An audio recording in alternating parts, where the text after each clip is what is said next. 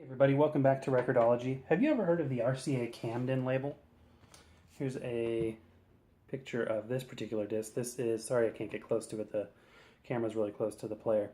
RCA Camden were re-releases of RCA artists that were, I wish I would have done this differently, sorry, but basically they would re-release RCA artists and they would be really inexpensive releases because the artist would take lower royalties. And there's a story on the back about how is this possible, blah, blah, blah, blah. So if the artist agreed to it, to take a lower or no royalty, they would release these records. They're like value records, but same quality RCA pressing, same artist, same recordings, all that good stuff. So here is one of my favorites, Stardust by the Tex Beneke Orchestra. Hope you enjoy.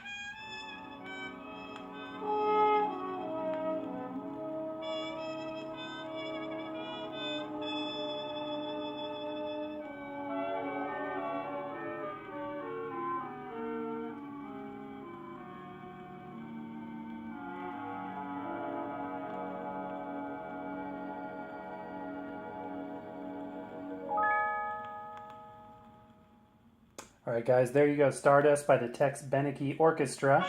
So, did you notice how similar that sounded to the Glenn Miller AEF band? Well, that's because when when Tex Beneke started leading what was essentially the first ghost band of Glenn Miller in 1946, it consisted of a lot of the same makeup in terms of musicians and even a lot of the same players. So it was essentially the same band that he had in the AEF with some key changes. But the overall sound was the same. And that eventually, morphed into more of a traditional big band because he couldn't afford, the industry really couldn't support that large of a band with a string section and stuff. But for a brief period of time before that happened, they were able to make some recordings like that one with the full orchestra, which was essentially a carryover from the Glenn Miller AEF band. So there you go, RCA Camden.